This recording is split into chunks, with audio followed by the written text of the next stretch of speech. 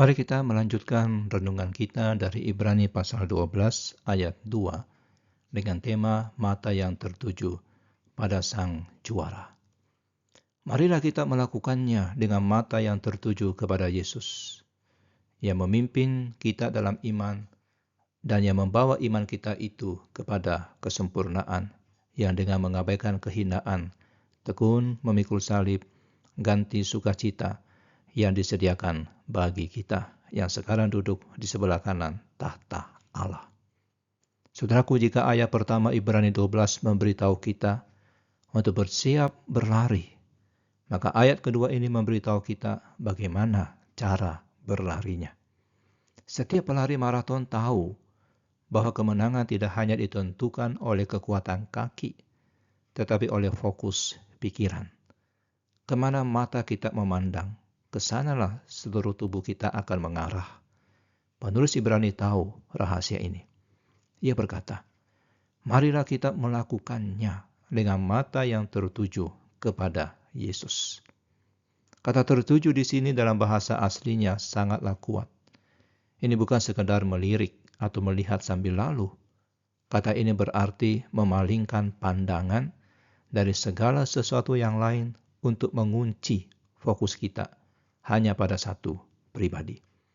Ini adalah perintah untuk secara sadar berhenti melihat hal-hal lain, berhenti melihat kelelahan kita, berhenti melihat masalah yang ada di kiri dan kanan, berhenti membandingkan lari kita dengan orang lain, bahkan berhenti memandangi awan saksi dari pasal 11.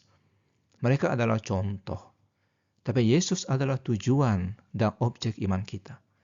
Ini adalah fokus yang tunggal dan tidak terbagi. Kenapa kita harus mengunci pandangan kita pada Yesus? Ayat ini memberikan dua alasan. Pertama, Dia adalah yang memimpin kita dalam iman dan yang membawa iman kita itu kepada kesempurnaan. Dalam bahasa aslinya Dia adalah archegos dan teleiotes, penyempurna, pionir atau pendiri dan penyempurna. Artinya Yesus adalah awal dan akhir dari iman kita.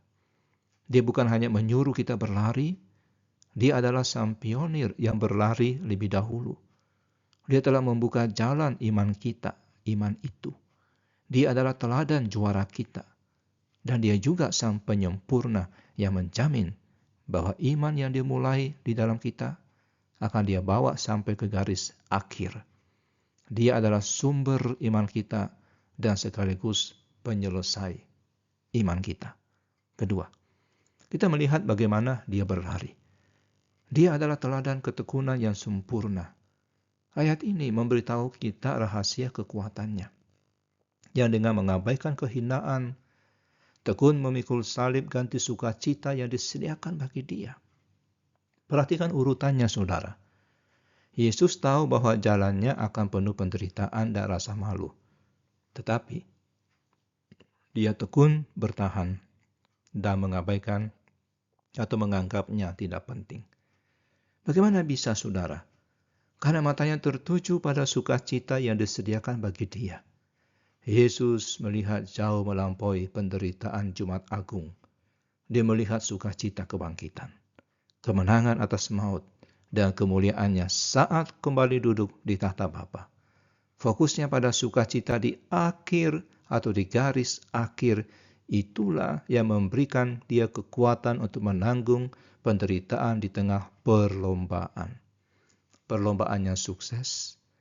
Ayat ini ditutup dengan pernyataan kemenangan yang sekarang duduk di sebelah kanan tahta Allah. Kata duduk menunjukkan pekerjaannya sudah selesai, tuntas dan sempurna. Sang pionir telah mencapai garis akhir dan kini memerintah di tempat tertinggi. Ini adalah kabar baik bagi kita yang masih berlari. Juara kita tidak hanya memberi contoh, tapi Dia telah menang dan kini memberi kita kekuatan dari tahtanya. Saat saudara merasa lelah, jangan lihat ke bawah. Angkat pandangan saudara. Kunci mata saudara pada Yesus. Lihatlah teladannya.